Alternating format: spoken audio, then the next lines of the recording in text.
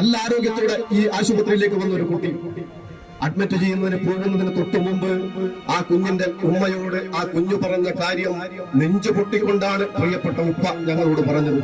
അദ്ദേഹം പറഞ്ഞു, എന്റെ പൊന്നുമോൻ ആശുപത്രിയിലേക്ക് സർജറിക്ക് വേണ്ടി പോകുന്നതിന് മുമ്പ് അവന്റെ ഉമ്മയോട് പറഞ്ഞു, ഞാൻ സർജറി ചെയ്യുമ്പോഴും ഉമ്മ അത് നോക്കിക്കൊണ്ടേയിരിക്കും എന്നാണ് കുഞ്ഞു പറഞ്ഞത്.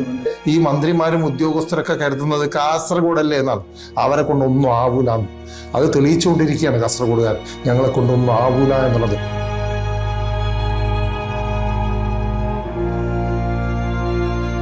നമസ്കാരം.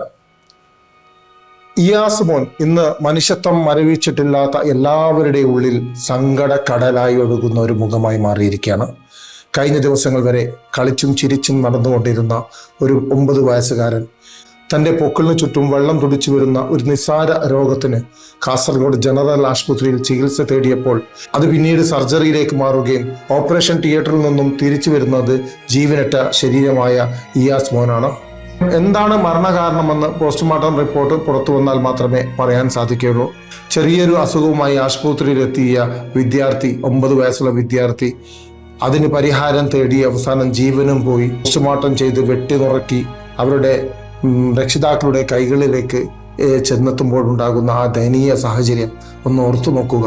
എത്രമാത്രം പ്രയാസകരമായിരിക്കും. നമ്മുടെ മക്കളായിരുന്നെങ്കിൽ, ഇത് നമ്മുടെ മക്കളുടെ അവസ്ഥയായിരുന്നെങ്കിൽ നിങ്ങൾ മിണ്ടാതിരിക്കുമായിരുന്നോ? ഇയാസ് എന്നുള്ളത് അഷ്റഫ് സഖാഫിയുടെ ഒരു മകനായി ചുരുക്കരുത്. ഈ നാട്ടിൽ കളിച്ച് വളർന്ന് പഠിച്ച് ആരൊക്കെയോ ആയി മാറേണ്ടിയിരുന്ന ഒരു മനുഷ്യനാണ്.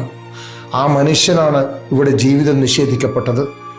നാളെ നമ്മുടെ വീടുകളിലും ഈ സാഹചര്യം ഉണ്ടായേക്കാം. എന്ന് മിണ്ടാതിരുന്നാൽ അന്നും മിണ്ടാൻ ആരുമുണ്ടാകില്ല. ഒരു അവസരത്തിലാണ് DYFI സമരവുമായി രംഗത്ത് വന്നത്.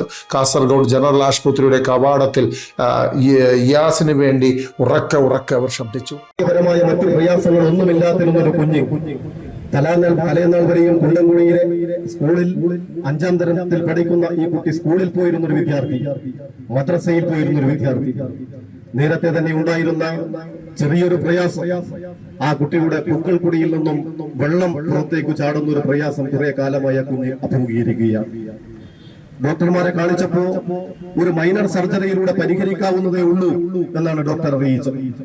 അതുപ്രകാരം വളരെ നേരത്തെ തന്നെ ഇവിടെ കാണിച്ച് അതിന്റെ തുടർച്ചയായി അനുവദിക്കപ്പെട്ട തീയതിയിൽ ഇന്നലെയാണ്, ബുധനാഴ്ചയാണ് ഇവിടെ അഡ്മിറ്റ് ചെയ്യുന്നതിന് വേണ്ടി, അതിന്റെ തലേന്നാളാണ് ഇവിടെ അഡ്മിറ്റ് ചെയ്യുന്നതിന് വേണ്ടി കടന്നു വരുന്നത്. നല്ല ആരോഗ്യത്തോടെ ഈ ആശുപത്രിയിലേക്ക് വന്ന ഒരു കുട്ടി അഡ്മിറ്റ് ചെയ്യുന്നതിന് പോകുന്നതിന് തൊട്ടു മുമ്പ് ആ കുഞ്ഞിന്റെ ഉമ്മയോട് ആ കുഞ്ഞു പറഞ്ഞ കാര്യം നെഞ്ചു പൊട്ടിക്കൊണ്ടാണ് പ്രിയപ്പെട്ട ഉപ്പ ഞങ്ങളോട് പറഞ്ഞത്. അദ്ദേഹം പറഞ്ഞു, എന്റെ പൊന്നുമോൻ ആശുപത്രിയിലേക്ക് സർജറിക്ക് വേണ്ടി പോകുന്നതിന് മുമ്പ് അവന്റെ ഉമ്മയോട് പറഞ്ഞു, ഞാൻ സർജറി ചെയ്യുമ്പോഴും ഉമ്മ അത് നോക്കിക്കൊണ്ടേയിരിക്കും എന്നാണ് ആ കുഞ്ഞു പറഞ്ഞത്. പൂർണ്ണ ആരോഗ്യവാനായ ഒരു കുഞ്ഞ്, മറ്റൊരു തരത്തിലും പ്രയാസമില്ലാതിരുന്ന ഒരു കുഞ്ഞ്, ഒരു മൈനർ സർജറിയിലൂടെ പരിഹരിക്കപ്പെടേണ്ടുന്ന ഏറ്റവും ചെറിയൊരു പ്രശ്നത്തെ നിങ്ങൾ നോക്കുക. കുഞ്ഞിനെ സർജറിക്ക് വേണ്ടി ഇന്നലെ കയറ്റി മണിക്കൂറുകൾ പിന്നിട്ടിട്ടും പുറത്തേക്ക് കൊണ്ടുവരാത്ത ഒരു സാഹചര്യം ഉണ്ടായപ്പോഴാണ് വേവലാതിയോടെ ആ രക്ഷിതാക്കൾ തന്റെ കുഞ്ഞിനെ കുറിച്ച് അന്വേഷിക്കുന്നത്. അപ്പോഴാണ് പുറത്തു വന്ന ഡോക്ടർ പറയുന്നത്, വിറയലോടെയാണ് ഡോക്ടറുടെ പ്രതികരണം, ഇതാ കുഞ്ഞ് മരണപ്പെട്ടു പോയി. നോക്കു പ്രിയപ്പെട്ടവരെ, ഈ കേരളത്തിലെ ആതുര ശുശ്രൂഷ കേന്ദ്രങ്ങൾ, പൊതുജനാരോഗ്യ കേന്ദ്രം എന്ന് പറയുന്നത് ഈ നാട്ടിലെ സാധാരണക്കാരന്റെ അത്താണിയാണ്. ഈ നാട്ടിൽ മണ്ണിന് അധ്വാനിക്കുന്ന മനുഷ്യൻ ഒരു നേരത്തെ പ്രയാസം, വലിയ ബുദ്ധിമുട്ടും പ്രയാസങ്ങളും എല്ലാം അനുഭവിക്കുന്ന മനുഷ്യന്റെ ആശ്രയമായ സർക്കാർ ആശുപത്രികളെ ഇത്തരത്തിലുള്ള അനാസ്ഥയുടെ പ്രതീകമായി മാറ്റുന്ന ആളുകളായി ഇവിടെ ഡോക്ടർമാർ മാറുന്നു. അതിനെ കൃത്യതയോടെ നിർവഹിക്കേണ്ടുന്ന ഗവൺമെന്റ് മൂകസാക്ഷിയായി അതിന് പിന്തുണ കൊടുക്കുന്നവരായി മാറുന്ന സാഹചര്യമാണ് ഇവിടെ നമുക്ക് കാണാൻ വേണ്ടി കഴിഞ്ഞത്. നോക്കൂ, ഈ കേരളത്തിൽ കഴിഞ്ഞ 2 മാസത്തിനിടയിൽ UDFന്റെ സർക്കാർ അധികാരത്തിൽ വന്ന് ചുരുങ്ങിയ നാളുകൾക്കുള്ളിൽ അങ്ങേറ്റം പ്രയാസകരമായ സാഹചര്യം ആരോഗ്യ മേഖലയുമായി ബന്ധപ്പെട്ടുകൊണ്ടുണ്ടാവുകയാണ്.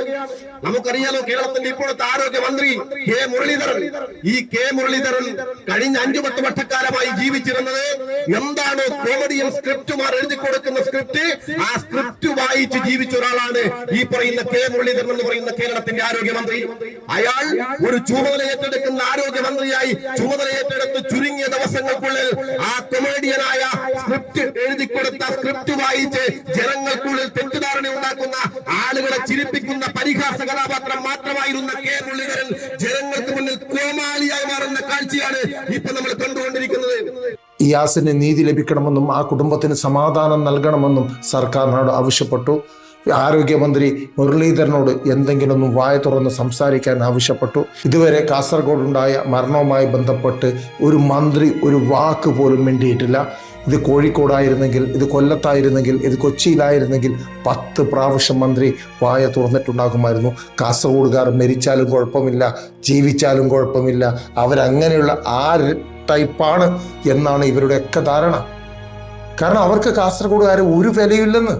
നിങ്ങളൊക്കെ വിചാരിക്കുന്നതാണോ ഞങ്ങൾ കാസർഗോഡ് മഹാസംഭവമാണെന്ന്? പക്ഷേ ഈ മന്ത്രിമാരും ഉദ്യോഗസ്ഥരൊക്കെ കരുതുന്നത് കാസർഗോഡല്ലേ എന്നാണ്. അവരെ കൊണ്ടൊന്നും ആവൂലാന്ന് അത് തെളിയിച്ചുകൊണ്ടിരിക്കുകയാണ് കാസർഗോഡുകാർ. ഞങ്ങളെ കൊണ്ടൊന്നും ആവൂല എന്നുള്ളത്. ഇവിടെ മതം പറഞ്ഞും രാഷ്ട്രീയം പറഞ്ഞും പരസ്പരം തല്ലുകൂടാനല്ലാതെ നമ്മൾക്ക് എന്താണ് നാടിന് വേണ്ടി ചെയ്യേണ്ടതെന്ന് അറിയാത്തൊരു സാഹചര്യത്തിലൂടെയാണ് കടന്നു പോകുന്നത്.